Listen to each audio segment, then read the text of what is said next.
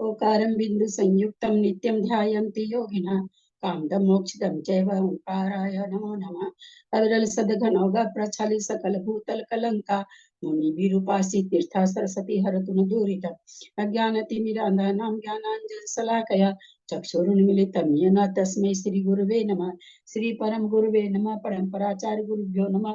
सकल कलुष विध्वंसकं श्रीशां परिवर्तकं धर्म संबंधकं भव्य जीवन प्रतिबोधकारकं पुण्य से पाप प्रणाशं शास्त्रं श्री साहब जीव का नाम धेयम अस्य मूल ग्रंथ करतार श्री सर्वज्ञ देवास्य उत्तर ग्रंथ करतार श्री गंधर देवा प्रतिगंधर देवा तेषां वचोनुसारता मासाद्य श्रीमद् शास्त्रम श्रोतारः सावधानतया शृण्वन्तु। मंगलम भगवान वीरो मंगलम गौतमो गणी मंगलम कुंद कुंदाद्यो जैन धर्मस्तु परम मंगल मांगल्यम सर्व कल्याण कारकम प्रधानम सर्वधर्मानां जैनम शासनम जैनम जयतु शासनम जैनम जयतु शासनम। सरस्वती नमस्तुभ्यं वरदे कामरूपिणि विद्यारंभं करिष्यामि सिद्धिर्भवतु मे सदा। संजीवनी माता की जय। परम मांगली ग्रंथ सार्थी जी की जय। नेमी चंद्र आचार्य की जय। चंद्र मुख्तार जी की जय। अढ़ाई रीत में विराजमान सभी आचार्य उपाध्याय सर्व साधु के चरणों में नमोस्तु नमोस्तु नमोस्तु। सभी आरिका माता जी के चरणों में वंदामि वंदामि वंदामि। सभी छुल्लक छुलिका एलक के चरणों में इच्छामि इच्छामि इच्छामि। सभी प्रतिमाधारी के चरणों में वंदना वंदना वंदना। रूप में विराजमान अंजना जी के चरणों में वंदना। सभी पूज्य जनों का, पूज्य बाबूजी, नेमीचंद भाई साहब और भी जो पूज्य जन है सबका सादर चरण स्पर्श। सभी से सादर जय जिनेन्द्र। परम मांडली ग्रंथ गोमट साहिब जी जीव कांति का स्वाध्याय कर रहे हैं। इस ग्रंथराज में 20 स्वरूप के बारे में बताया गया है।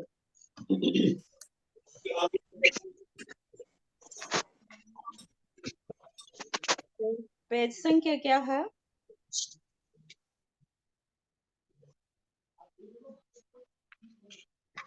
अरे में तो 476 है। गुण स्थान जीव समाज पर्याप्ति प्राण संज्ञा 5 पर रूपना हो चुकी है। गति इंद्रिय का योग वेद कषाय ज्ञान संयम ज्ञान तक हो चुका है। संयम चल रहा हमारा। उसके बाद दर्शन लेश्या भव्यक्त सम्यक्त संगी और आहार फिर उपयोग। इस तरह से 20 पर रूपना का वर्णन चलेगा। दर्शन मार्गना आगे आने वाली है। अब ये भी संयम मार्गना होने वाली है। दर्शन मार्गना बहुत ही छोटी सी रहेगी, मतलब 6-7 ही गाथा है उसमें। उसके बाद अद्वितीय प्रकरण आ रहा है लेश्या। किस लेश्या से कैसे बंद होता है, क्या होता है, बहुत ही अद्भुत प्रकरण है। बहुत अच्छी बड़ी मार्गना है। करीब 70 पेज में शायद, या 70 पेज से ज्यादा में, 70 पेज 70 में, गाथा 70 के आसपास है शायद। फिर भव्य 4 ही गाथा, 3-4 ही गाथा, 5 गाथा।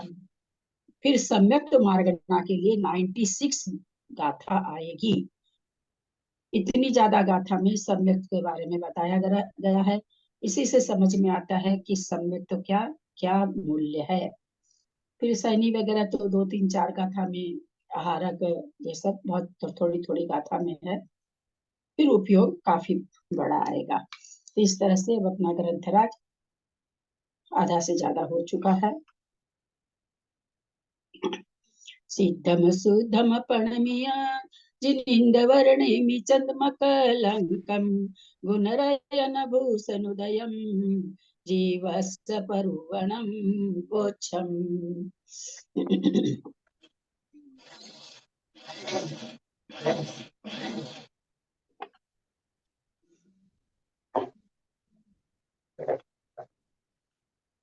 ये यहाँ तक हो चुका था। 7वीं ब्रह्मचर्य प्रत्या में स्त्री मात्र का त्याग होता है। उसी वही गाथा है जो रात में हम लोग बात कर रहे थे। श्लोक है, सॉरी। मलवी जम्मल योनि गलन मलम पुति गंध विभसम पश्चन्न नंग मनंगा मनंगात वीरमती यो ब्रह्मचारी जो व्रती शरीर को रजोवीर्य से उत्पन्न पवित्रता का कारण, 9 द्वारों से मल को बहाने वाला, दुर्गंध और ग्लानि युक्त जानकर काम सेवन का सर्वथा त्याग कर देता है, वह ब्रह्मचर्य प्रतिमा का धारक है। 8वीं आरंभ त्याग प्रतिमा में सेवा, कृषि, व्यापार आदि का परित्याग होता है। कृषि वाणिज्य प्रमुखदारंभ तो व्युपरमति प्राणातिपात हेतोर योसावारंभ विनिवृत्त है। जो श्रावक कृषि, सेवा, वाणिज्य आदि रूप आरंभ प्रवृत्ति से विरक्त होता है, उस क्योंकि आरंभ प्राण पीड़ा का हेतु है, वह आरंभ त्यागी श्रावक है। नौवीं में पेज संख्या बताओगे आप? पेज हाँ, पेज संख्या 561 हो गया, 562 पर है। अच्छा, थैंक यू। 478 नंबर गाथा उस पेज पर है, देख लीजिए, क्योंकि आगे पीछे पेज है लोगों के। 478 नंबर गाथा जिस पेज पर है उस पेज में है। बाह्येषु दशसु वस्तुषु ममत्वमुत सृज निर्ममत्वरतः स्वस्थ संतोष पर परिचित परिग्रहाद विरतः। जो 10 प्रकार की बाह्य वस्तुओं में, क्षेत्र वस्तु, धन धान आदि में ममत्व को छोड़कर निर्मम भाव से रत रहता है, स्वात्वस्थ है और परिग्रह की आकांक्षा से निवृत्त हुआ संतोष धारण में तत्पर है, वह परिग्रह से विरक्त 9वीं प्रतिमाधारी श्रावक है। 10वीं अनुमति त्याग प्रतिमा में विवाह आदि कार्यों की अनुमति का त्याग होता है। अनुमति ररंभे वा परिग्रहे वेहि केषु कर्मसु वा नास्ति खलु यस्य समधि रणुमति विरतः समन्तव्य। जिसकी निश्चय से आरंभ में व परिग्रह में और बाह्य कार्यों में अनुमति नहीं होती, वह रागादि रहित बुद्धि का धारक अनुमति विरत नामक 10वीं प्रतिमाधारी श्रावक है। 11वीं उदिष्ट त्याग प्रतिमा में अपने उद्देश्य से बनाए हुए आहार का परित्याग होता है। गृहीतो मुनिवन मित्वा गुरुपकंठे व्रतानि परिगृह वेक्षासनस्तपस्यन् नुत्कृष्टश्चैलखंडधरः। जो श्रावक घर से मुनिवन को जाकर गुरु के निकट व्रतों को धारण करके तपस्या करता हुआ वृक्ष भोजन करता है और वस्त्र खंड का धारक होता है, वह उदिष्ट त्याग नाम की 11वीं प्रतिमा का धारक होता है। दीदी, भिक्ष मतलब मांगा हुआ भोजन? हाँ, भिक्षा के भिक्षा। हाँ। अब आ रहा है, अगर हम लोग सम्यक दृष्टि हैं तो हम लोगों का गुणस्थान आ रहा है। असंयत का स्वरूप। जीवा 14 भेया इंद्रिय विषया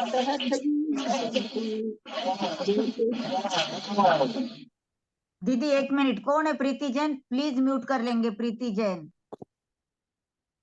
जेते सुनेव वीरया संजदाते मुने दव्वा जीवा 14 भेया इंद्रिय विषया तहठ विसमतु तेजे ते सुनेव वीरया संजदाते मुने दव्वा पंचरस पंचवर्णा 2 गंधा 8 फास 7 सरा मन सही 28 इंद्रिय विषया मुने दब्बा पंचरस पंचवर्णा 2 गंधा 8 फास 7 सरा मन सहित 28 इंद्रिय विषया मुने दब्बा।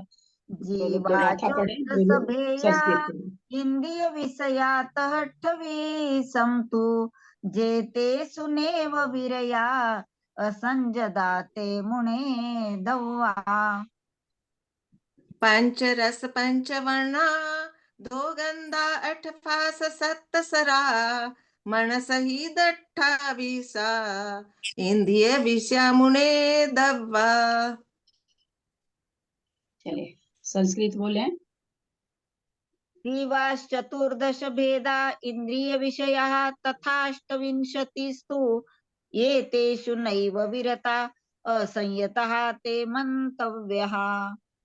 पंचरस पंचवर्णः दो गंधा अष्ट स्पर्श सप्त सुरा मन है सहितः अष्ट विशंति इंद्रिय विषया मंतव्या। जीवा 14 भेया। जीव समाज 14 प्रकार का होता है। भेया माने भेद, 14 भेया माने प्रकार, 14 प्रकार का होता है। इंद्रिय विषयात 8 विषंतु, और वहां पर कह रहे हैं इंद्रिय विषय कितने होते हैं? 8 विषम माने 28 होते हैं।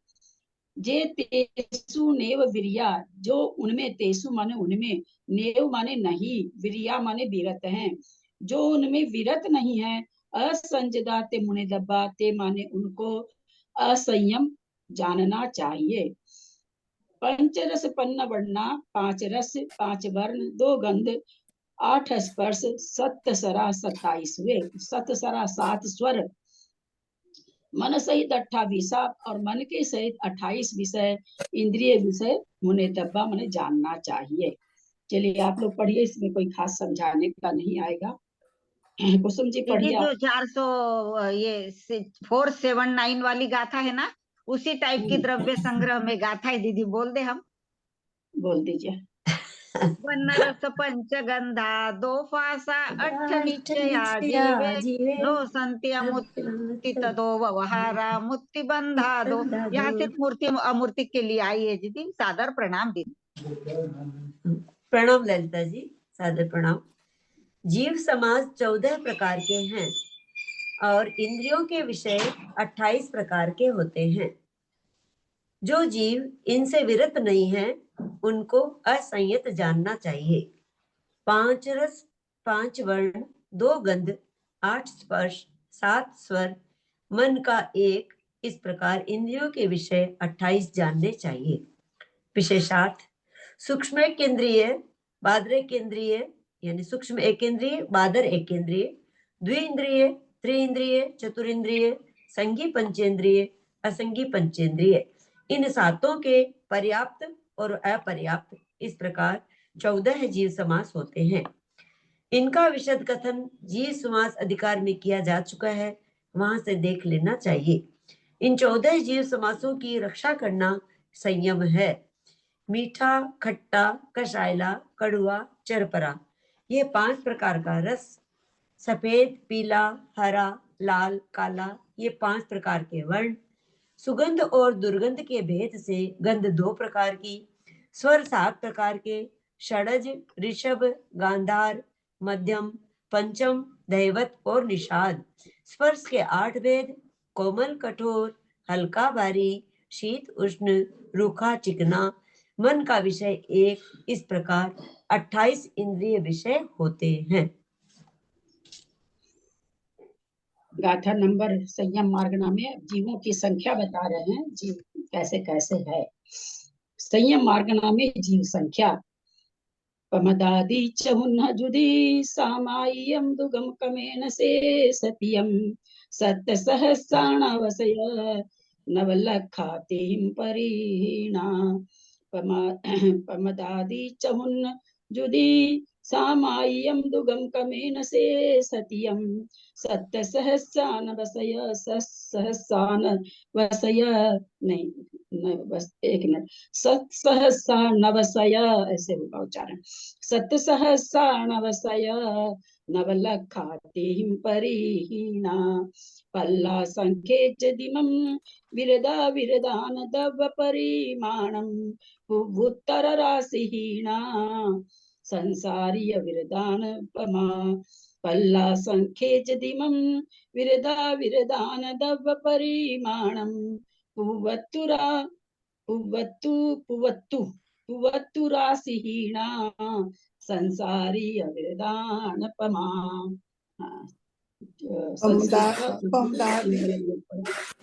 पमदादि चौन जुदी सामाई दुग्गम कमेन से सतियम सहत सहस्रानव से नवलखाति परिहीना।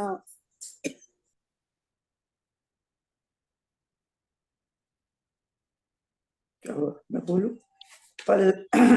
पल्ला संख्ये जदिमं विरदन विरदान तव परिमाणम पुवोत्तर सीड़ा संसारी अविरदान पमा।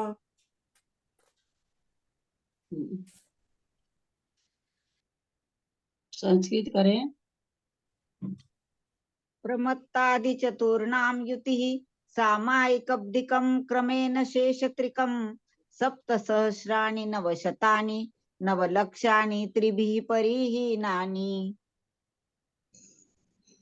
पल्या संख्येयं वित्ता वितानं द्रव्य परिमाणं पूर्वोक्त राशिहीना संसारिणः अवृतानां प्रमा। प्रमदादि चहुन्न जुधि प्रमत आदि 4 गुण स्थानवर्ती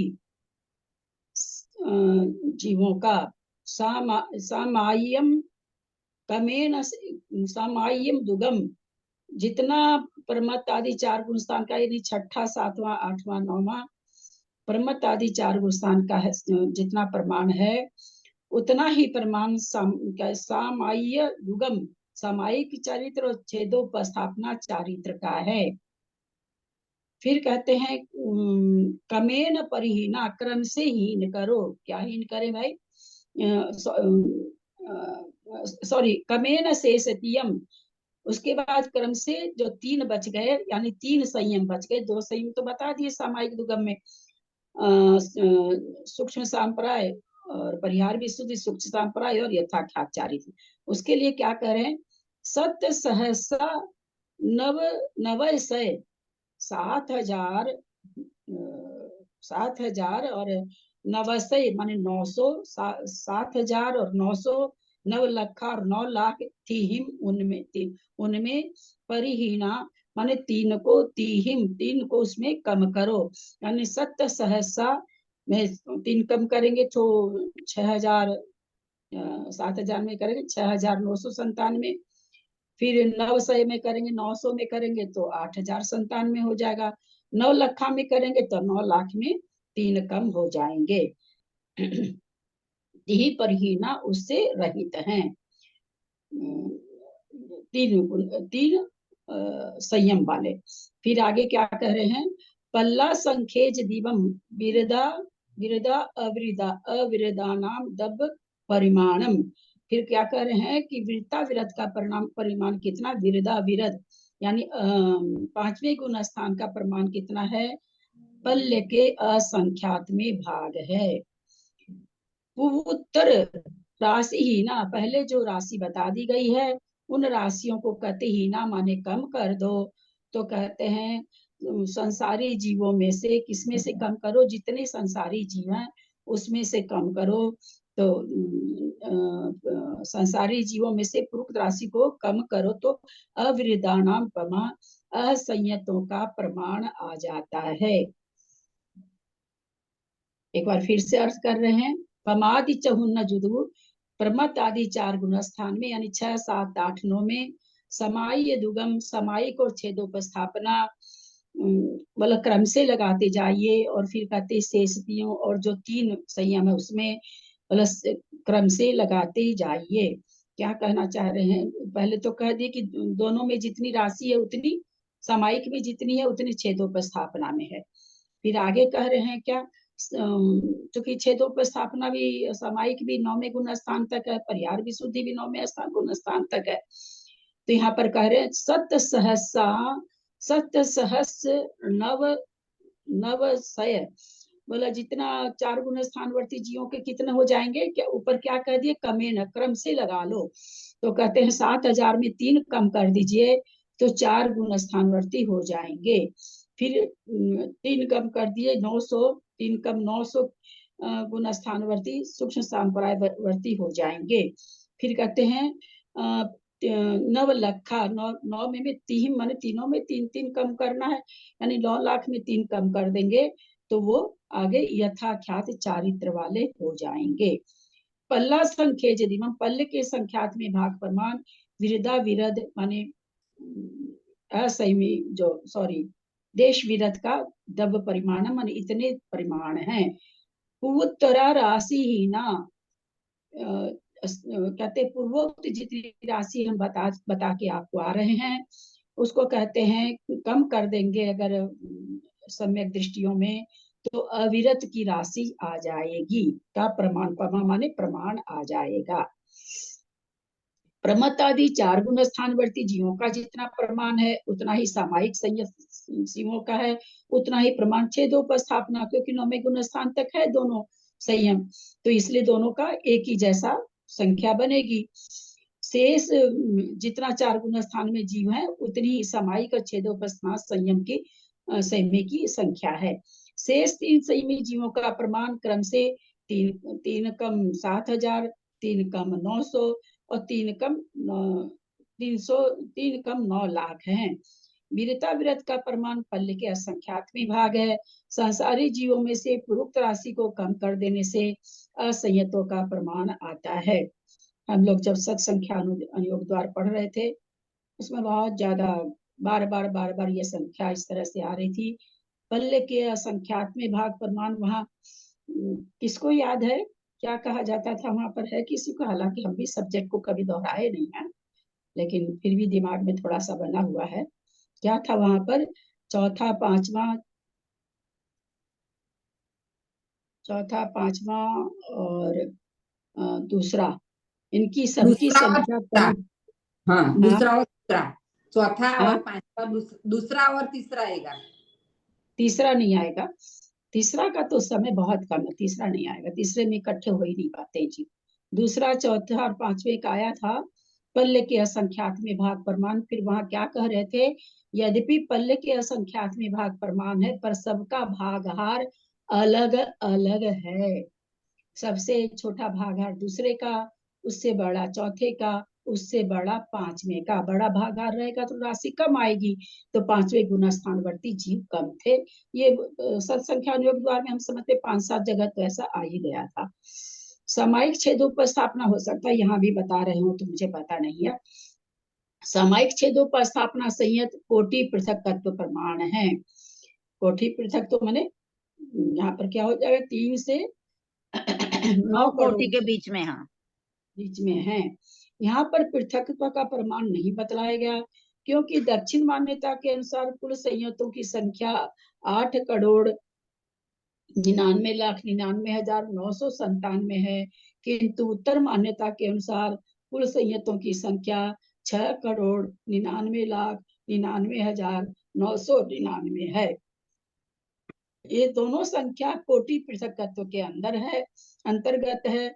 सर्व संयतों की संख्या में से सूक्ष्म सांप्रायिक संयत और यथाख्यात संयतों की संख्या कम कर देने पर सामायिक छेदोपस्थापना संयतों की संख्या शेष रह जाती है। परिहार शुद्धि संयतों के सामायिक छेदोपस्थापना संयम अवश्य होता है, अतः परिहार शुद्धि संयतों की संख्या कम नहीं की गई। परिहार शुद्धि संयत 3 कम 7000 होते हैं। सूक्ष्म सांप्राय संयत 3 कम 900 होते हैं। सूक्ष्म सांप्राय वाले इतने कैसे हो जाएंगे? एक क्या नाम है सो मान लीजिए 6 महीने का ये भी कर ले तो सूक्ष्म सांप्रायिक गुणस्थान का काल तो अंतर ही मुहूर्त है, तो इतने कैसे हो जाएंगे? 997 कैसे आ जाएंगे? ज्यादा से ज्यादा अगर लेंगे तो मान लीजिए 608 ले लेंगे, 13वें गुण स्थान में जाकर के बैठ जाएंगे मोक्ष एक समय में। जैसे जैसे जाए तो अधिक से अधिक प्रवेश 608 का, इतनी संख्या कैसे आ रही है 10वें गुण स्थान की?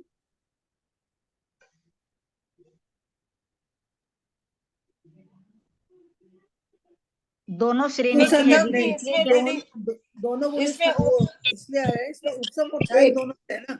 इसमें उपसम श्रेणी वाले जीव भी आते हैं ना उपसम भी आ रहे हैं और छायिक भी आ रहे हैं। क्योंकि 10वें गुण स्थान में उपसम और छायिक दोनों आते हैं। दोनों आ हम रहे देखिए इतना देर तक पेशेंस रखे रहे कि आप लोग धीरे धीरे आप लोग के दिमाग में आ जाए। हम आएगा जरूर सबके दिमाग में, इसलिए हम चुपचाप बैठे रहे, नहीं तो हम तुरंत बोल सकते थे, लेकिन हम थोड़ा सा दिमाग लगेगा तो खुलेगा।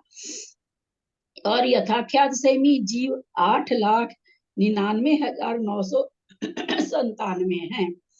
सूक्ष्म सांप्राय और यथाख्यात संयतों दोनों की संख्या 897 प्लस 8,99,997 9,08,894 होती है।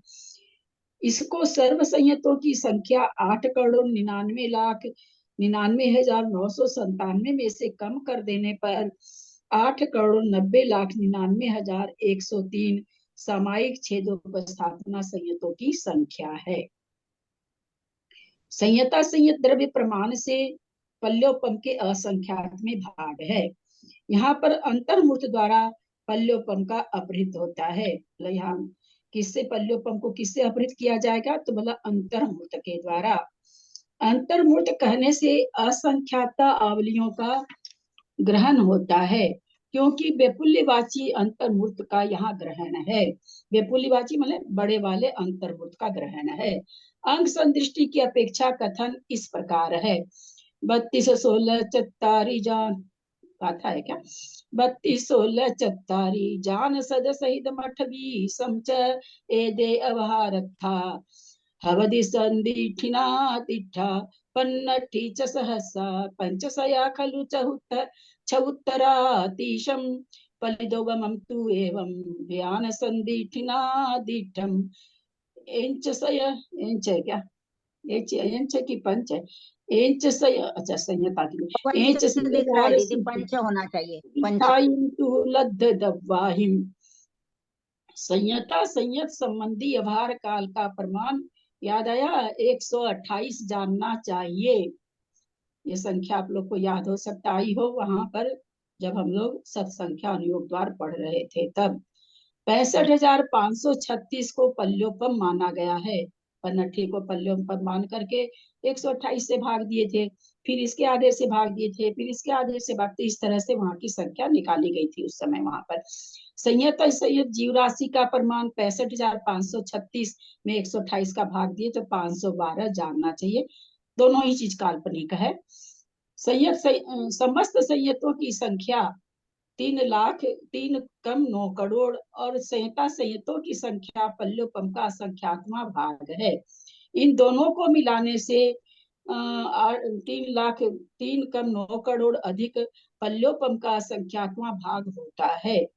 इस संख्या को अनंत संसारी जीव राशि में से घटाने पर असंयतों का प्रमाण प्राप्त होता है।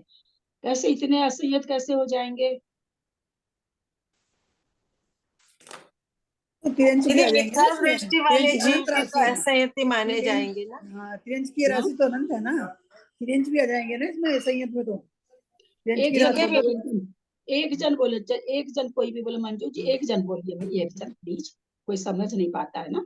हाँ, क्योंकि इसमें असंयतों का प्रमाण अनंत ऐसे हो जाएगा, क्योंकि इसमें तिरंजों की संख्या भी आ जाएगी ना। तिरंज तो अनंत है, वो सब असंयत ही तो है जो असंयत है। यानी इसमें एक गुणस्थान से चार पहले गुणस्थान से का लेके मिलान। चारों गुणस्थान। हाँ, तो ये इसका उत्तर बनेगा। ये सब उत्तर थोड़ी बनेगा। नारकी भी है मिथ्या दृष्टि, जी असंयत, देव भी है असंयत, सारे देव असंयत है। कितने देव की संख्या, नारकियों की संख्या कितनी ज्यादा है। त्रियंजों की तो अपनी जगह एक ही बोलेंगे तो अनंत ही है, पर असंख्यात में वो लोग बहुत बड़े हैं। और वो सब के सब क्यों है? असंयत है। हम विशेष ध्यान यहाँ पर इसलिए इस पर दिलाना चाह रहे थे कि असंयत का मतलब पहला, दूसरा, तीसरा, चौथा गुणस्थान। संयत बोलने से दिमाग में क्या आता है? सबसे पहले आता है कि सम्यक दृष्टि, चौथा गुणस्थान। और तब लगता है कि सारी जीव राशि को चौथा गुणस्थान कैसे बता रहे हैं, है ना? ये प्रश्न खड़ा हो जाता है। तो यहाँ पर संयम मार्गना है, संयम घटा रहे हैं, गुणस्थान नहीं घटा रहे, संयम घटा रहे हैं, है ना? असंयत मतलब संयम से रहित। तो संयम से रहित कितने जीव पाए जाते हैं? तो कह रहे टोटल अनपरिमित जीव में से संयमी की संख्या घटा दीजिए, बाकी बचे सब असंयम है। ठीक है, समझ में आया ना? असंयम लिखने से दिमाग में चौथा गुणस्थान जाता है। वही असंयम लिख देते तो नहीं जाता, असंयत लिखने से चौथा गुणस्थान दिमाग में जाता है। इस प्रकार गोमटसार जीवकांड में संयम मार्गना नाम का 13वां अधिकार पूर्ण हुआ। एक बार 9 बार नमोकार जप लें, अधिकार पूरा हुआ है।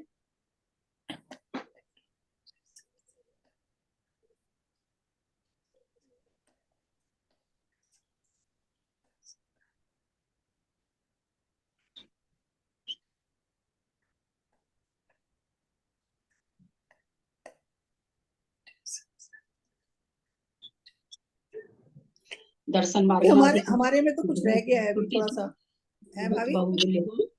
संयम मार्गना में हमारे में तो कुछ बचा हुआ है अभी। संयम मार्गना में हमारे में एक स्टैंजा और बचा हुआ है, पढ़े? पढ़ दीजिए। हाँ, संयम मार्गना में लिखा हुआ है, यह संख्या एक समय में 3 कम 9 करोड़ एक समय में नहीं होती।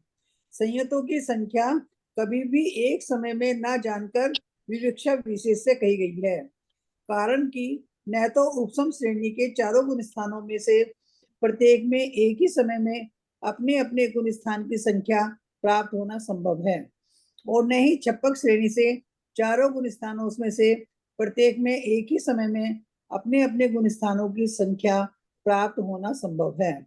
हाँ, उपसम श्रेणी और छप्पक श्रेणी के प्रत्येक गुण स्थान में क्रम से अपने अपने गुण स्थान की संख्या का काल भेद से अवश्य प्राप्त होना संभव है, कारण कि जो जीव 8 समयों में इन श्रेणियों के 8वें गुण स्थान में चढ़े, वे ही अंतर्मुहूर्त बाद 9वें गुण स्थान में पहुंचते हैं। इसी प्रकार आगे भी जानना चाहिए। इस प्रकार समय भेद से अंतर्मुहूर्त के भीतर सब संयतों की उक्त संख्या बन जाती है, ऐसा अभिप्राय समझना चाहिए। इस प्रकार छाइक से उपसम श्रेणी वाले आधे होते हैं, तो जो 8वें में जाएगा वही तो 9वें में जाएगा ना। एक 299 संख्या है उसकी, तो 299 8वें में भी हो जाए 9वें में हो जाए तो फिर तो 11वें में जाके बहुत ज्यादा हो जाएगा। तो वो कह रहे हैं अंतर्मुहूर्त में इसको घटा सकते हैं। ये अंतर्मुहूर्त में एक मान ली एक समूह गया 11वें गुणस्थान में, वो बाहर निकलने वाला है, तब तक दूसरा समूह घुसा। तो वही करे कि एक समय में कोई सोचे 3 कम 9 करोड़ है, तो ऐसा नहीं घटेगा। अंतर्मुहूर्त में अगर हम ये करें, इकट्ठा करें, तो 3 कम 9 करोड़ आ जाएगा। ऐसा एक समय की ये करें, एक समय में विवक्षा नहीं घटती है, इसके अंतर्मुहूर्त में घटेगी। दर्शन मार्गणाधिकार, दर्शन सामान्य लक्षण।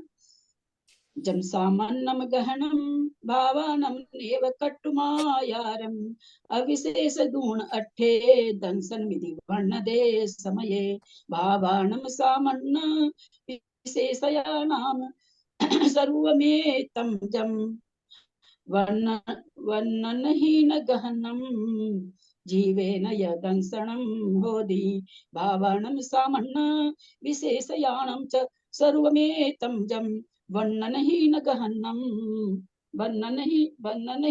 गहनम जीवेन यदंसनं होदि। चलिए गाथा जो नहीं पढ़े वो लोग पाठा पढ़े, जिनके पास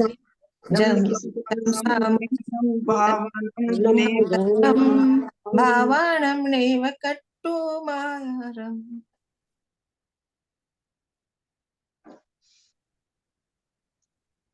पढ़िए, आप पढ़िए। कौन पढ़ रहा है? सब रोक दिए वापस। आप पढ़िए, आप पढ़िए। जम सामण्णं गणं भावाणवणे कट्टुमायारम् अविशेष दूण अट्ठे दंसण मिति वर्ण दे समये भावाणं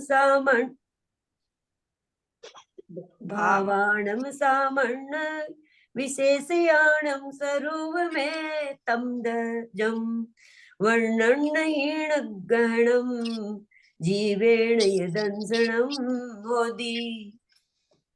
यत् सामान्य ग्रहणे भावना न विकृत्वाकारम् अविशेष्यार्थं दर्शनमिति भण्यते समये।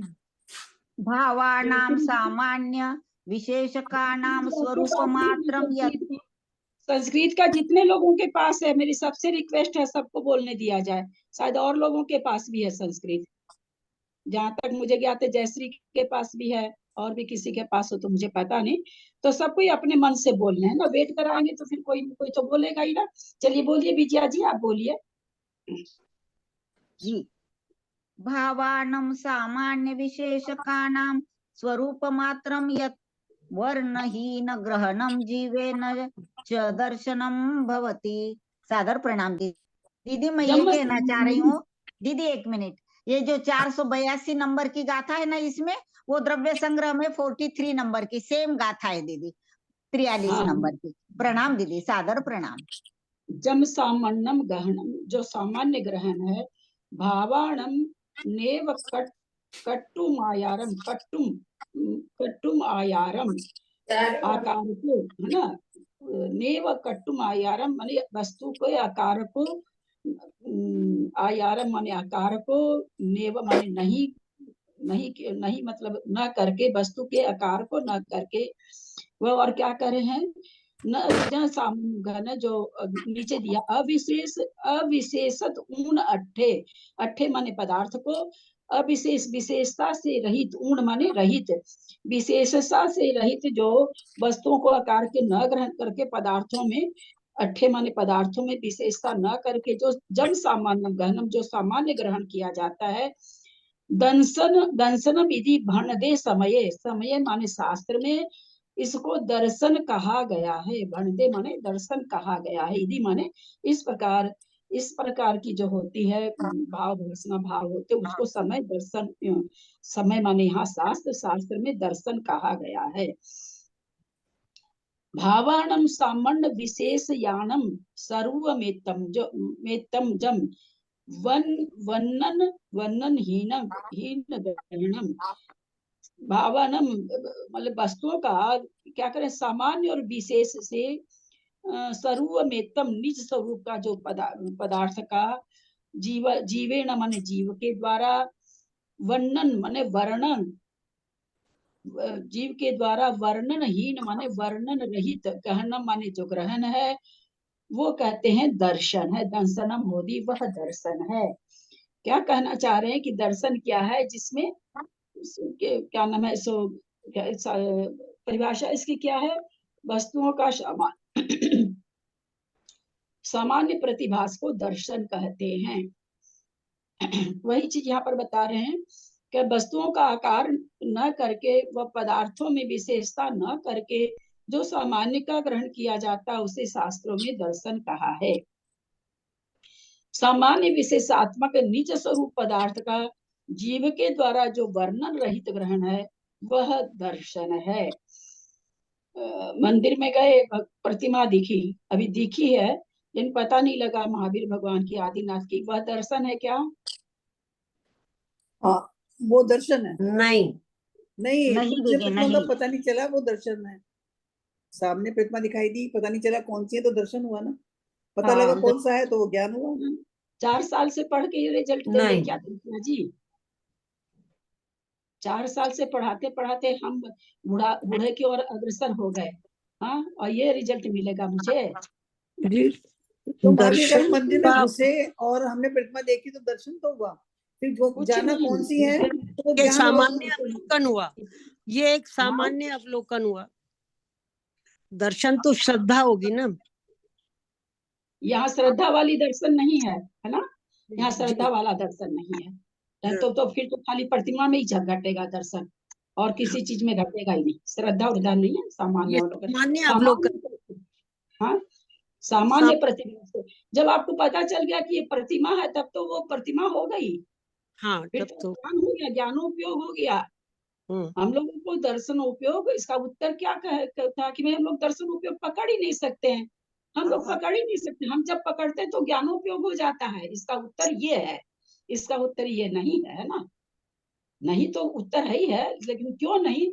क्योंकि जब हम जान जाते, सामने कोई भी वस्तु हमारे सामने एक आके, ये डायरी रखाई है, उसको हम देखते ही जान गए ये है, छोटी सी पुस्तक है। अब क्या है इसमें, क्या नहीं है, वो तो बहुत, वो तो क्या हो गया, और श्रुत ज्ञान में आ गया वो तो, है ना। फिर दीदी केवल दर्शन में और एक मिनट मेरे को पूरा बोल लेने दीजिए ना, पूरा बोलने दीजिए। मैं बार बार प्रार्थना करती हूँ, बहुत कठिन सब्जेक्ट रहता है ना, एक रॉ में हम समझाते रहते हैं ना, उसके बीच में जब रोकते हैं ना तो वो रॉ टूट जाता है, और मेरे तो दिमाग से निकल जाता है मैं क्या समझा रही थी। हम लोगों ने क्या पढ़ा है, मति ज्ञान का अवग्रह भेद। अवग्रह भेद में तो सामान्य भास होता है ना, हमको जो पकड़ा रहा वो अवग्रह भेद पकड़ा रहा है। जो आप गए और आपको दिखी प्रतिमा, वो मति ज्ञान का भेद है, अवग्रह है वो, है ना, वहां अवग्रह हो गया।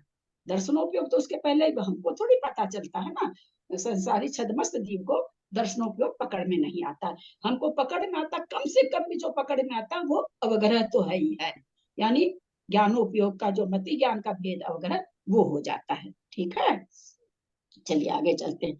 जब फिर सामान्य कैसे पता करें कि ऐसे मतलब महसूस है कुछ है, तो वो दर्शनों पे हुआ ना, कुछ है मतलब जैसे कुछ कुछ है, हाँ कुछ है तो आपको ज्ञान हो गया ना कि कुछ है।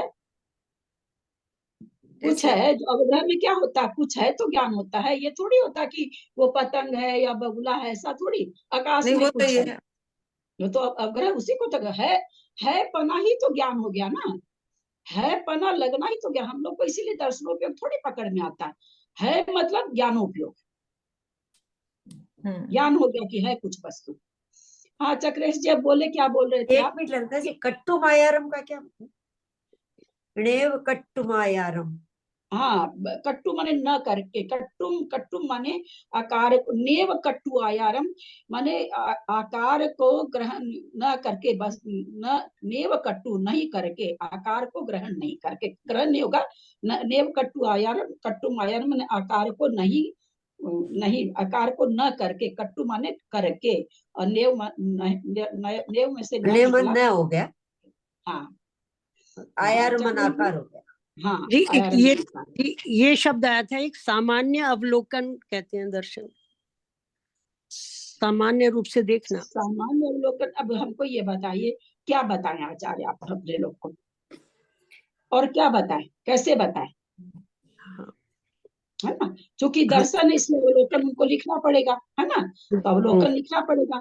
वैसे सामान्य अवलोकन कोई ऐसे मतलब जो मतलब थोड़े कम, थोड़े नीची क्लास में पढ़ाई जाता है उसमें भला होगा। वैसे सामान्य प्रतिभास आता है, अवलोकन नहीं आता। सामान्य प्रतिभास को दर्शनोपयोग कहते हैं। लेकिन वो छद्मस्त जीव नहीं पकड़ सकता उसको, वो पकड़ता है तब तक अवग्रह हो जाता है। ठीक है, चले आगे। हाँ, सामान्य प्रतिभास, सामान्य प्रतिभास, हाँ ठीक है। और इसको ये भी कहा है, सामान्य प्रतिभास बाहर नहीं, अंदर जो सामान्य प्रतिभास होता है उसको दर्शन कहा गया है। उस शब्द मुझे प्रॉपर अभी याद नहीं आ रहा है। बहुत निराकार है तो पकड़ में नहीं आएगा ना, नहीं, दर्शन निराकार तो निराकार है ना, हाँ, पकड़ में नहीं आता आकार ना। सामान्य आभास है, सामान्य प्रतिभास, अवलोकन, सामान्य अवलोकन आत्मा में होता है, वो पकड़ में नहीं सामान्य आता। अवलोकन, हाँ सामान्य अवलोकन मतलब वो अंदर की बात है। देखे ना, उसका हाँ, कोई अंदर ही खास होता शब्द है, हमको ये अभी याद नहीं आ रहा। उसका बहुत अच्छा शब्द है, हो सकता है यहाँ आ जाए, देखते हैं। जो जम सामान्यम गहनम, इस सूत्र में सामान्य शब्द का प्रयोग दीदी आत्म सन्निपात शब्द है। पदार्थ, दीदी प्रणाम करते, सन्निपात नहीं नहीं सन्निपात नहीं, नहीं जी जी। आत्म पदार्थ के लिए ही किया गया है। यहाँ जीव सामान्य रूप है, इसलिए उसका ग्रहण दर्शन है। यहाँ पर सामान्य विशेषात्मक आत्मा का सामान्य शब्द के वाच्य रूप से ग्रहण किया गया है। शंका, जिसके द्वारा देखा जाए जाना जाए वह दर्शन है। यदि दर्शन का इस प्रकार लक्षण किया जाए तो ज्ञान और दर्शन में देखिए आ गया ना, कोई विशेषता नहीं रह जाती, दोनों एक हो जाते हैं। चित समाधान, प्रकाश। नहीं आ गया अंतर्मुख चिद प्रकाश, यही मेरे को याद नहीं आ रहा था। चैतन्य स्वरूप संवेदन, ये शब्द याद करना चाह रही थी मैं। क्यों नहीं, क्योंकि अंतर्मुख चिद प्रकाश यानी चैतन्य स्वरूप संबोधन, चैतन्य सामान्य प्रतिभास, इसको चैतन्य सामान्य प्रतिभास भी कहते हैं। चेतन स्वरूप संवेदन को दर्शन और बहिर्मुख चित्त प्रकाश को ज्ञान कहा जाता है। इसलिए दोनों के एक होने से विरोध आता है। शंका, अपने से भिन्न बाह्य पदार्थों के ज्ञान को प्रकाश कहते हैं। इसलिए अंतर्मुख चैतन्य प्रकाश और बहिर्मुख चैतन्य प्रकाश के होने पर जिसके द्वारा यह जीव अपने स्वरूप को और पर पदार्थों को जानता है वह ज्ञान है। इस प्रकार की व्याख्या के सिद्ध हो जाने पर ज्ञान और दर्शन में एकता आ जाती है। भाई किसी चीज को भी जानने के लिए अंतर्मुखी भी चाहिए दर्शन, और बहिर्मुखी भी दर्शन चाहिए, तो ले दे के तो दोनों बात एक ही हो गई। इसलिए उसमें उनमें भेद सिद्ध नहीं हो सकता। समाधान, ऐसा नहीं है, क्योंकि जिस तरह ज्ञान के द्वारा यह घट है, यह पट है इत्यादि विशेष रूप से प्रतिनियत कर्म की व्यवस्था है, इस तरह दर्शन के द्वारा नहीं होती। इसलिए दोनों में भेद है। जैसे ज्ञान में कि भाई ये तो पट है, ये घट है, ऐसा उसके आता ही नहीं। बस जो भी सामान्य प्रतिभास होता है, उसको वचन के द्वारा नहीं कहा जा सकता। देखें जब आप क्या देते हैं आगे ये, अथवा अंतरंगोपयोग को दर्शनोपयोग कहते हैं।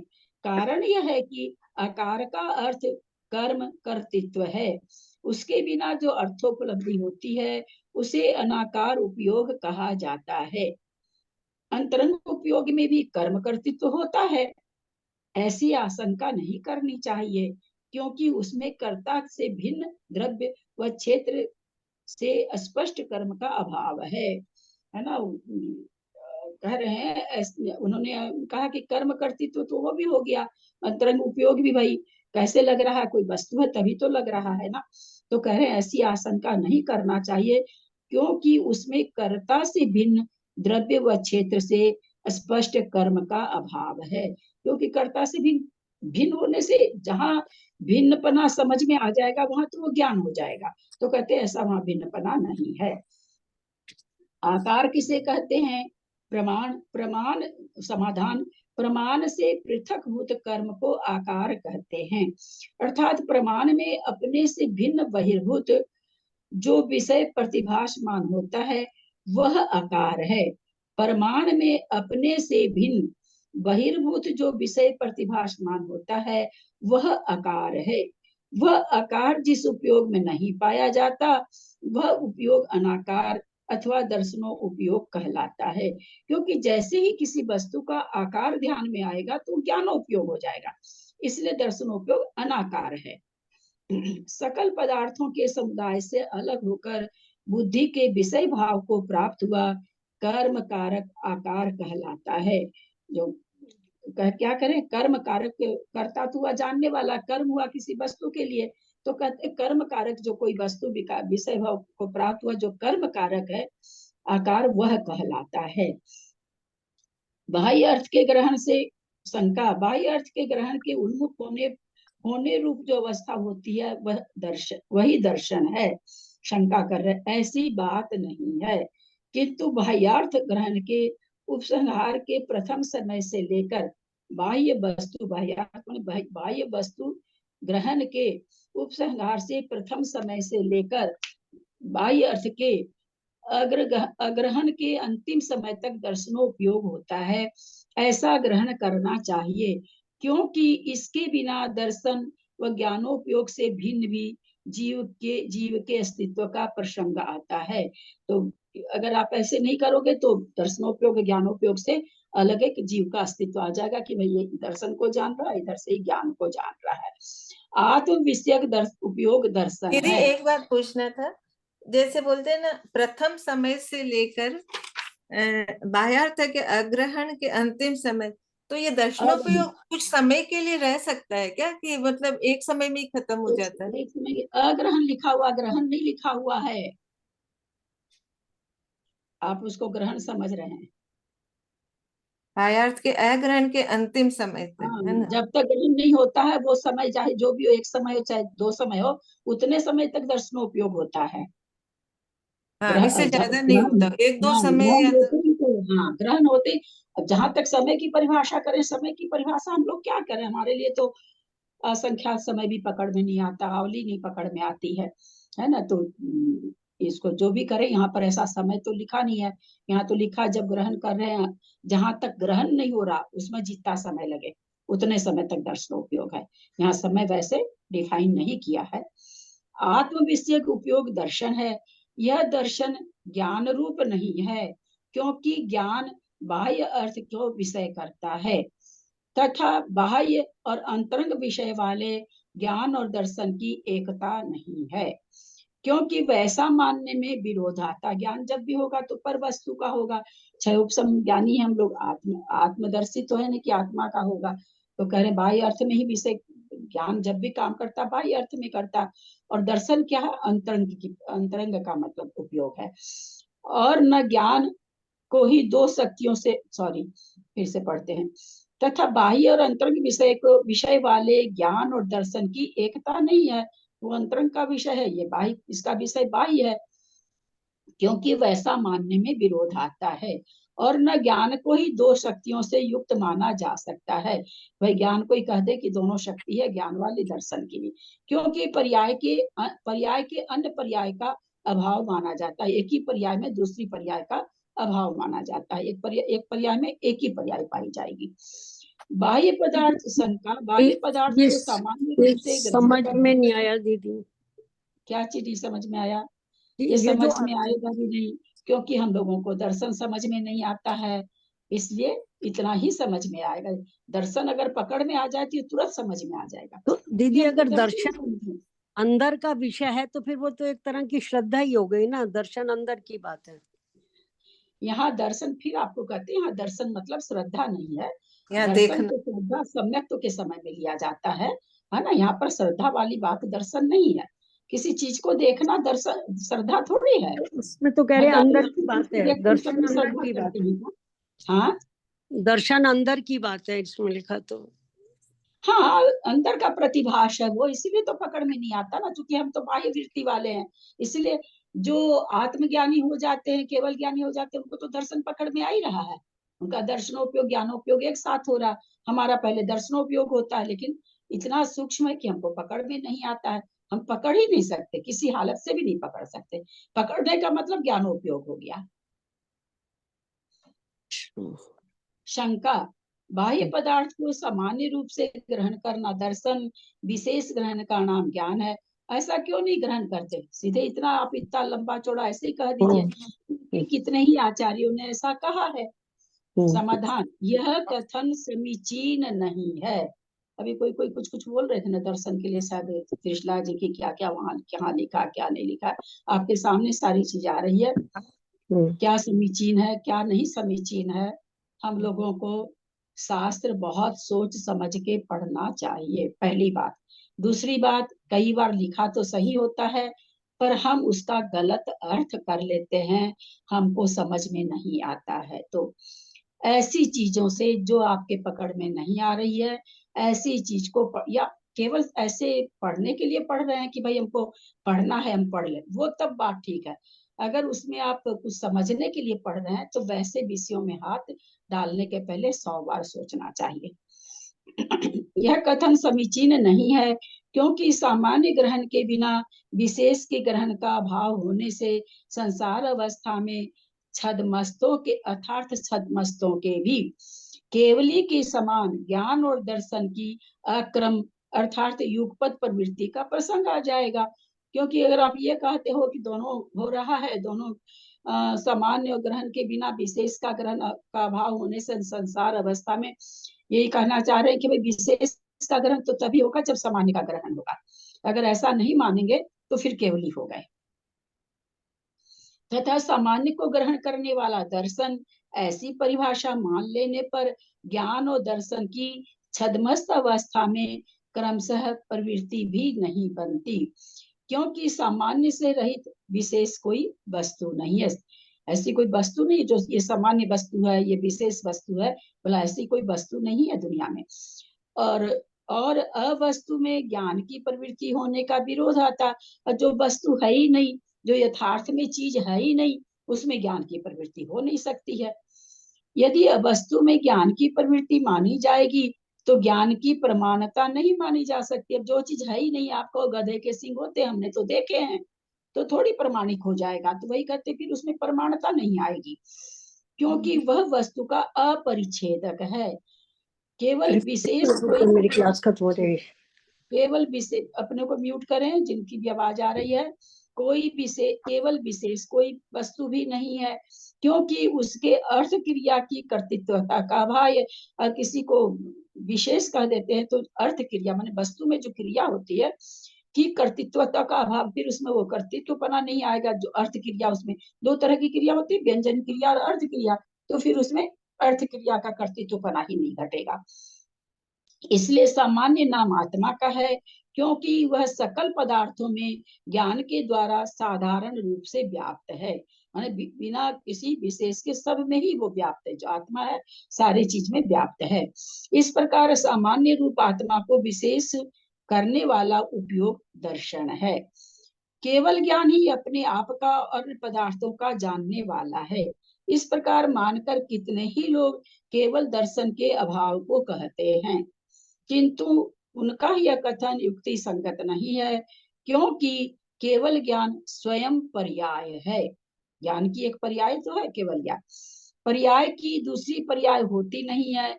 इसलिए केवल ज्ञान के स्व और पर को जानने वाली दो प्रकार की शक्तियों का अभाव है। कहते पर्यात्मक हो जाएगा, दो वस्तु को जानना है तो पर्याय घट जाएगी। तो कहता है ऐसा केवल ज्ञान में इस तरह की शक्ति का अभाव है।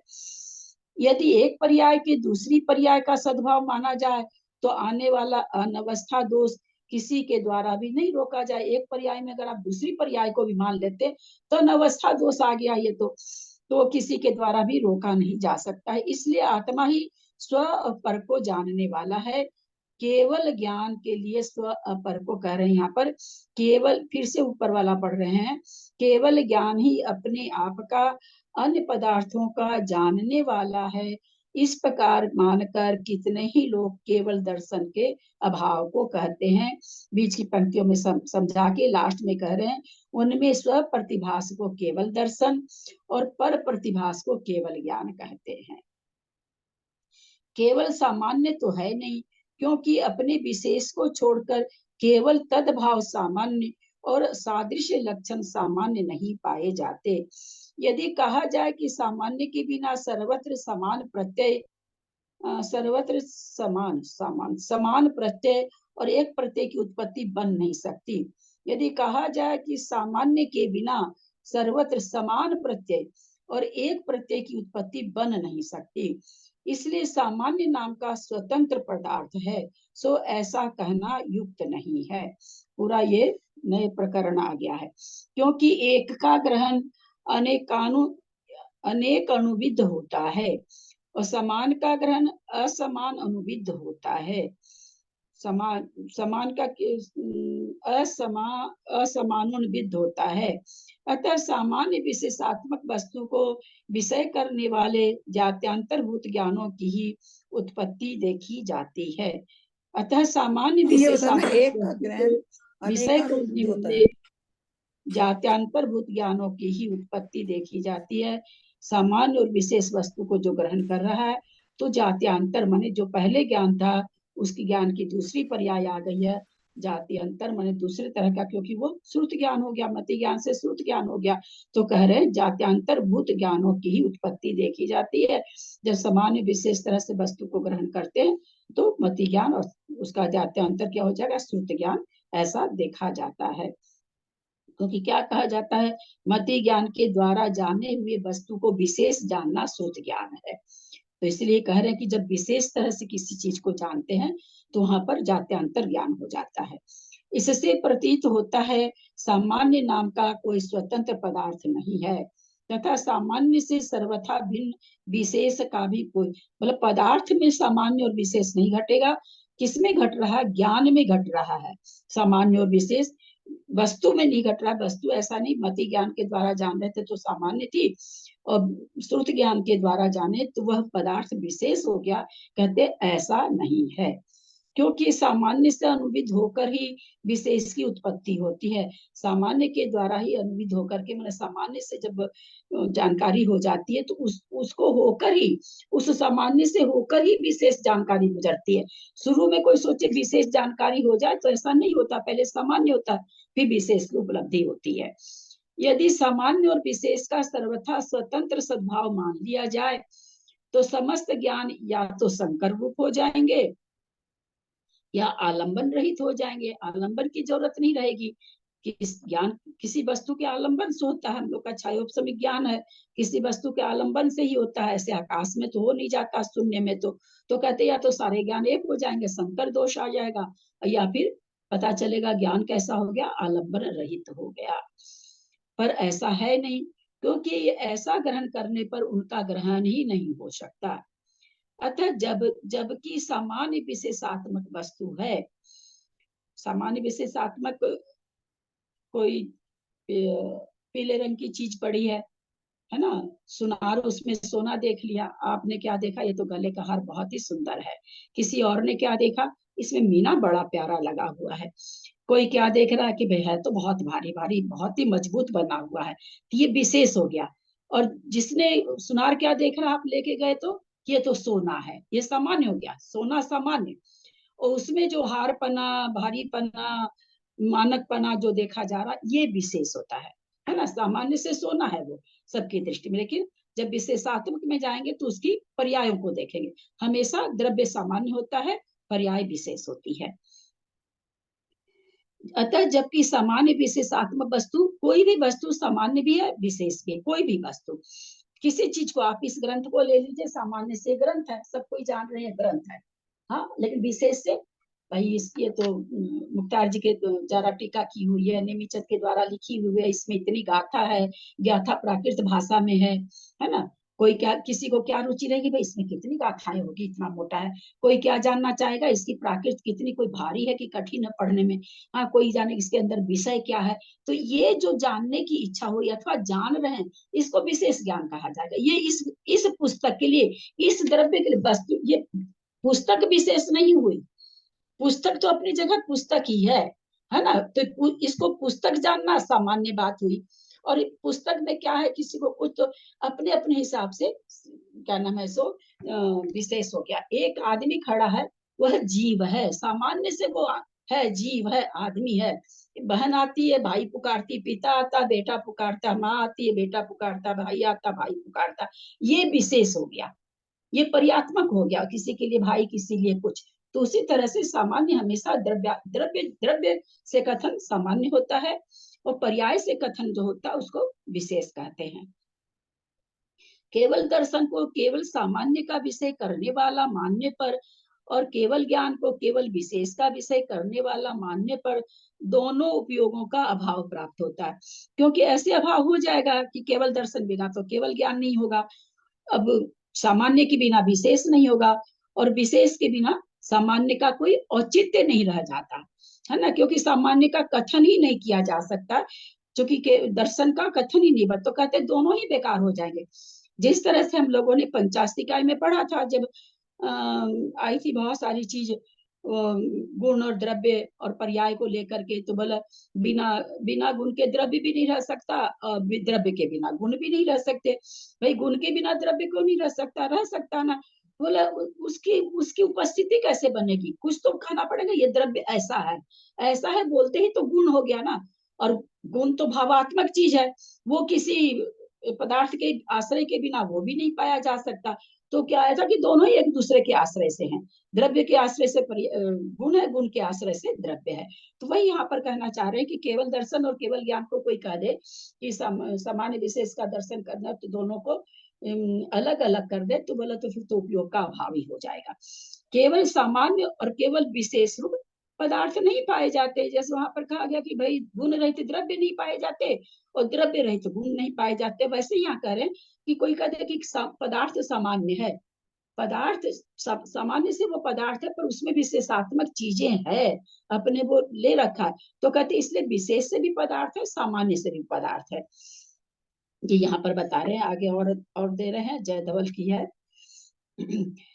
अनिठम अन्नादम केवलियेसो भासयिसयावि एय समयं निहंदिवो भयन विशेषो न संभवयि। आप लोग की बहुत सारी शंका खत्म होगी इसमें। अन्नादम पासंतो अदिठमरहासयावियानंतो किम जाने किम पासयि कह सब बनौति वा होई। यदि दर्शन का विषय केवल सामान्य और ज्ञान का विषय केवल विशेष माना जाए, तो इसका अर्थ दे रहे हैं शायद, पर ऐसा लिख नहीं रखे कि अर्थ दे रहे हैं। तो केवली जिन जो अदृष्ट है ऐसे ज्ञात पदार्थों को, तथा जो अज्ञात हैं ऐसे इष्ट पदार्थों को सदा कहते हैं, यह आपत्ति प्राप्त हो जाएगी। क्योंकि क्या कह रहे हैं कि भगवान तो सारे पदार्थों को देखते हैं, तो कहते हैं ज्ञात पदार्थों, क्या कहना चाह रहे हैं, केवल अलग माना जाए, विशेष माना जाए, ज्ञान का विषय माना जाए और दर्शन को केवल सामान्य विषय माना जाए, तो क्या होगा, केवली जिन जो अदृष्ट हैं, जो पदार्थ आंख से दिखाई नहीं देते हैं, ऐसे ज्ञात पदार्थ को वो जान रहे हैं। ज्ञात पदार्थ कैसे कह रहे हैं, क्योंकि जो पदार्थ अदृष्ट है हम लोगों के लिए, वो उनको भी देख रहे हैं ना। तथा जो अज्ञात है ऐसे दृश्य पदार्थ को, जो पदार्थ अज्ञात है, जाने नहीं जा रहे हैं परंतु दृष्ट हैं, को ही सदा कहते हैं यह आपत्ति प्राप्त हो जाएगी। इसलिए एक समय में ज्ञात और दृष्ट पदार्थ को केवली जिन कहते हैं। इसलिए केवली जिन जो एक समय में वो सारे पदार्थों को जाने हुए को भी कहते हैं और देखे हुए भी कहते हैं, यानी दर्शनोपयोग ज्ञानोपयोग दोनों। यह वचन विशेष नहीं बन सकता, फिर तो ये वचन ही नहीं बनेगा कि केवली भगवान जो जानते हैं देखते हैं वो बताते हैं। ऐसा कहते हैं भाई, केवल ज्ञान में जो वस्तु जानी जाती है उसके द्वारा उसके जो झलकती है वो वस्तु केवल ज्ञान के भगवान बताते हैं, भगवान की वाणी में खिलती है। तो यहाँ पर करें अज्ञात पदार्थ को देखते हुए और अदिष्ट अज्ञात पदार्थ को देखते हुए, जो पदार्थ जान ही नहीं रहे उसको देखते हुए, अदिष्ट पदार्थ को जानते हुए, जो पदार्थ देखा नहीं है उसको जानते हुए, अनंत देव क्या जानते हैं और क्या देखते हैं तथा उनके सर्वज्ञता भी कैसे बन सकती है। अज्ञात पदार्थ को, जो पदार्थ जान नहीं रहे हैं उसको देख रहे हैं, और जो पदार्थ जान रहे हैं उसको देख नहीं रहे हैं, तो सर्वज्ञता ही नहीं बनेगी उनको। उपर्युक्त दोष प्राप्त न हो इसलिए अंतरंग उद्योत केवल दर्शन है।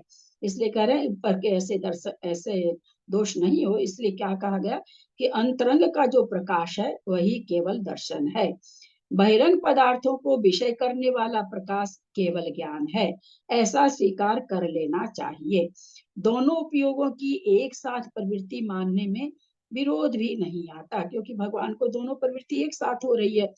क्योंकि उपयोगों की क्रम वृत्ति कर्म का कार्य है, और कर्म का कहते क्रम वृत्ति जो होती है, उपयोग की जो कर्म वृत्ति होती है वो क्या चीज का कर्म का कार्य है। जो कर्म से सहित जीव है उसके पहले दर्शनोपयोग होगा फिर ज्ञानोपयोग होगा, ऐसा कह रहे हैं। लेकिन जहां पर कर्म नहीं है, कर्म रहित हो गए, अभाव हो गया, वहां दोनों चीज एक साथ होगी, ऐसा कहना चाह रहे हैं। और कर्म का अभाव हो जाने से उपयोग की क्रम वृत्ति का अभाव हो जाता है। इसलिए निरावरण केवल ज्ञान और केवल दर्शन की क्रम प्रवृत्ति के मानने में विरोध आता है कि पहले केवल दर्शन होता है और फिर केवल ज्ञान होता है, क्योंकि केवल ज्ञान निरावरण है, थोड़ा भी आवरण नहीं है। शंका, आत्मा को विषय करने वाले उपयोग को दर्शन स्वीकार कर लेने पर आत्मा में कोई विशेषता नहीं होने से चारों दर्शनों में कोई भेद नहीं रह जाएगा। आत्मा को विषय करने वाले उपयोग को दर्शन स्वीकार कर लेने पर आत्मा में कोई विशेषता नहीं रह जाएगी। क्या कह रहे हैं कि भी आप दर्शनोपयोग को बता रहे हैं ना कि अंतर प्रकाश है, तो फिर तो चारों ज्ञान में कोई अंतर ही नहीं रह जाएगा। यह कोई दोष नहीं है, क्योंकि जो दर्शन जिस ज्ञान का उत्पन्न करने वाला स्वरूप संवेदन है उसे उसी नाम का दर्शन कहा जाता है। बोला ठीक, आप ठीक ही कह रहे हो, लेकिन दर्शन चक्षु दर्शन चक्षु ज्ञान वाले के लिए है, अचक्षु दर्शन चक्षु के अलावा 4 इंद्रियों से है, अवधि दर्शन अवधि ज्ञान वाले के लिए है। तो कह रहे हैं कि इसमें कोई हर्जा नहीं है, जैसा ज्ञान है वैसा दर्शन होता है। चक्षु इंद्रियावरण कर्म के क्षयोपशम से उत्पन्न हुए ज्ञान के विषय भाव को प्राप्त जितने पदार्थ हैं, क्षयोपशम से जिसकी आंख जितना देख सकती है, उतने ही आत्मा में स्थित क्षयोपशम उन संज्ञाओं को प्राप्त होते हैं, है ना, कि भाई इतना जानता है, ये आत्मा इतना जानती है, ये आत्मा श्रुति ज्ञान का इतने विषय को जानता है। तो जान तो रहा है वो बाहर से, है ना, पढ़ लिख करके उपदेश से जान रहा है, लेकिन क्या कहा जाता है, ये आत्मा इतना श्रुति ज्ञान को जानता है। तो कहते जैसे जैसे ज्ञान का धारी होता है वैसा वैसा ज्ञानी आत्मा को कहा जाता है। उतने ही आत्मा में स्थित क्षयोपशम उन संज्ञाओं को प्राप्त होते हैं, यानी किसी को मति ज्ञानी, किसी को श्रुति ज्ञानी, किसी को अवधि ज्ञानी, इस तरह से आत्मा का संज्ञा हो जाती है। उनके निमित्त से आत्मा भी उतने प्रकार का हो जाता है। अतएव कहते हैं ना 10 पूर्वी हैं, ये मुनि 10 पूर्वी हैं, ये 11 अंग के पढ़िए 10 अंग जानने हैं, ये 5 अंग के धारी हैं, 4 अंग के धारी हैं, ऐसा कहा जाता है ना। तो आत्मा का भी वही नाम हो जाता है जैसा ज्ञान होता है। ज्ञान का उत्पादन करने वाले प्रयत्न से संबंध स्वसंवेदन अर्थात आत्म विषयक उपयोग को दर्शन कहते हैं। इस दर्शन में ज्ञान के उत्पादक प्रयत्न की पराधीनता नहीं है, ऐसा न माना जाए तो प्रयत्न रहित क्षीण आवरण और अंतरंग उपयोग वाले केवली के अदर्शनत्व का प्रसंग आता है। समय हो गया है, दूसरी क्लास में लोग जाते हैं।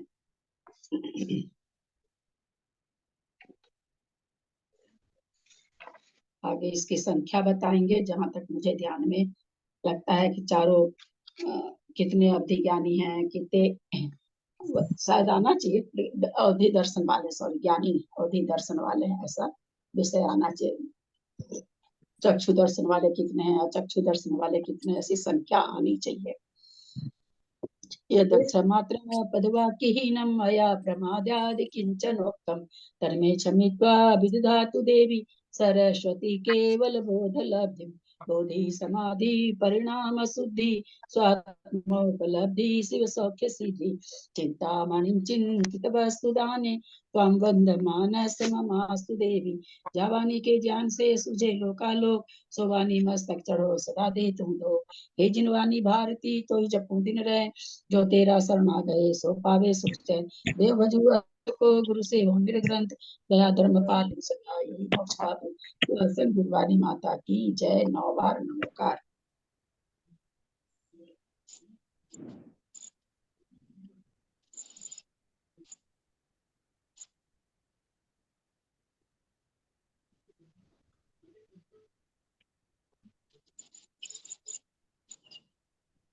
सादर प्रणाम दीदी, सादर प्रणाम, सादर जय जिनेन्द्र, सभी को सादर प्रणाम, सादर जय जिनेन्द्र। दीदी को प्रणाम, सादर प्रणाम, सबको सादर प्रणाम, दीदी को सादर, सभी को सादर जय जिनेन्द्र। सभी को सादर प्रणाम, सभी को सादर जय जिनेन्द्र। अंजन सादर गन्ना ललिता जी, हम भाई साहब से सादर जय स्वच्छ, सभी बड़ों से सादर प्रणाम, सभी से जय जिनेन्द्र। सभी बड़े जनों का सादर करना पर सभी से सादर जय जिनेन्द्र। एंड कर रहे हैं।